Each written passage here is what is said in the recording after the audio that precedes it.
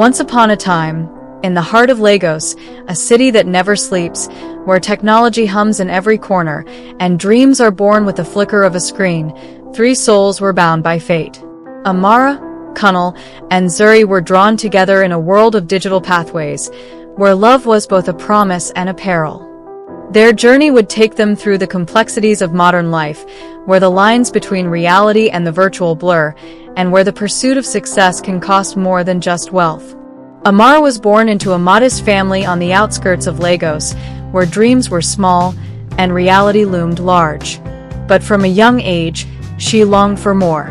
As the city around her expanded, so did her vision of what life could be.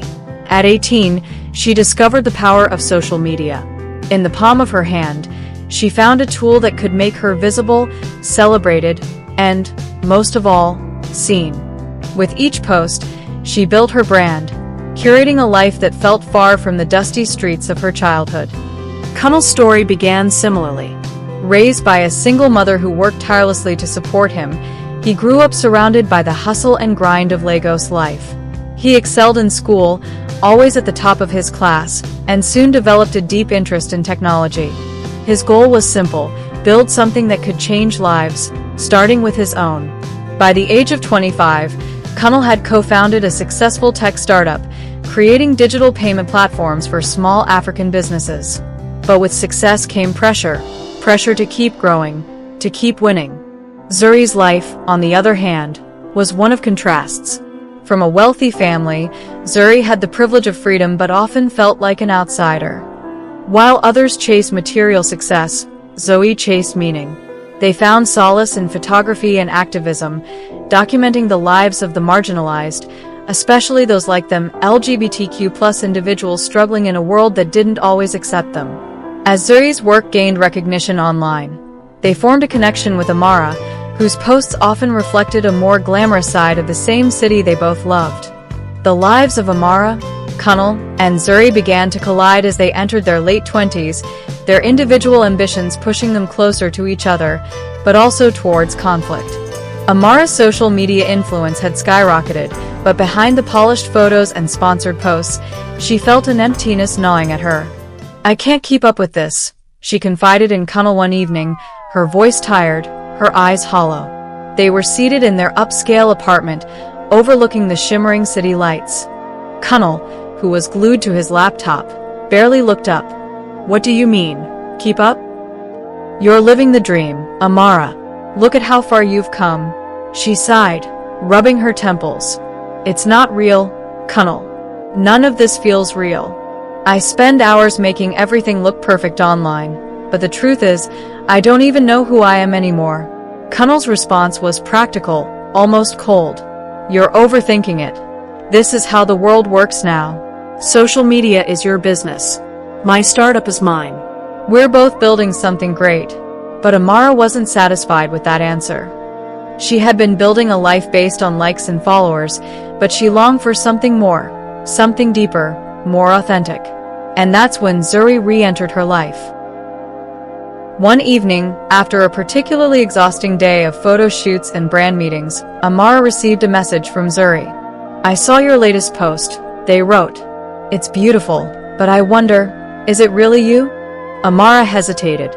She had followed Zuri's work for months, drawn to their raw, unapologetic expression of identity and their activism for LGBTQ+ rights.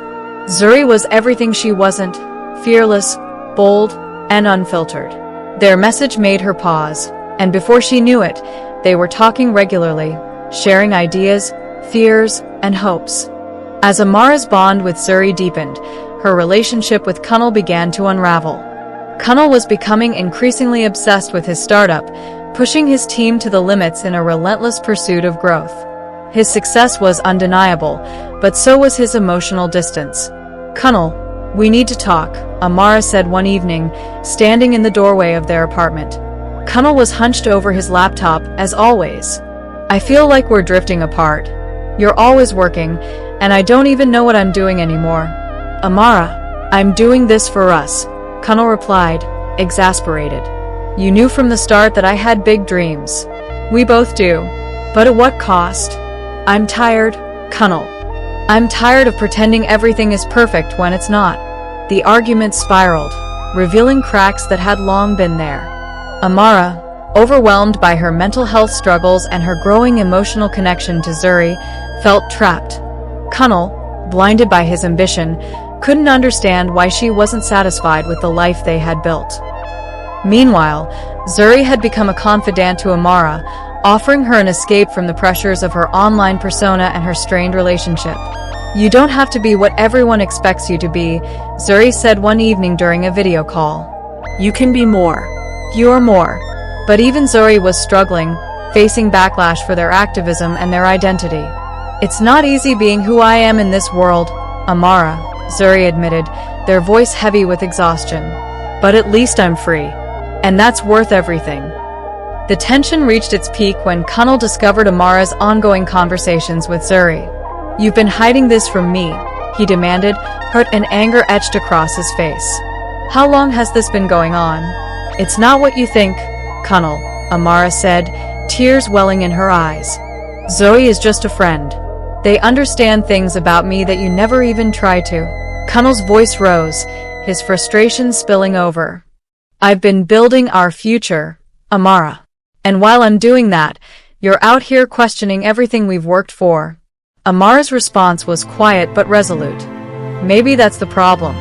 We've been building a life that doesn't make me happy anymore. In the aftermath of that argument, Amara made a choice. She stepped back from social media, took time to focus on her mental health, and began exploring what authenticity truly meant for her. She didn't leave Kunal immediately, but they agreed to take time apart, giving both space to grow. Amara continued her conversations with Zuri, but it wasn't about romantic love. It was about finding a deeper connection with herself. Zuri, too, found a sense of peace in knowing they had helped someone else break free from societal expectations. Kunal, after months of reflection, realized that success at the expense of emotional fulfillment wasn't true success at all. He returned to Amara, not to force her back into their old life, but to rebuild something more meaningful. The story teaches that in a world driven by technology and external validation, the most important journey is the one within. Authenticity and emotional well-being should never be sacrificed for success or societal expectations. Love, in all its forms, requires understanding, compromise, and the courage to embrace one's true self. Amara, Kunal, and Zuri all found resolution in understanding that real connection, whether romantic or platonic, is born from honesty and self-acceptance.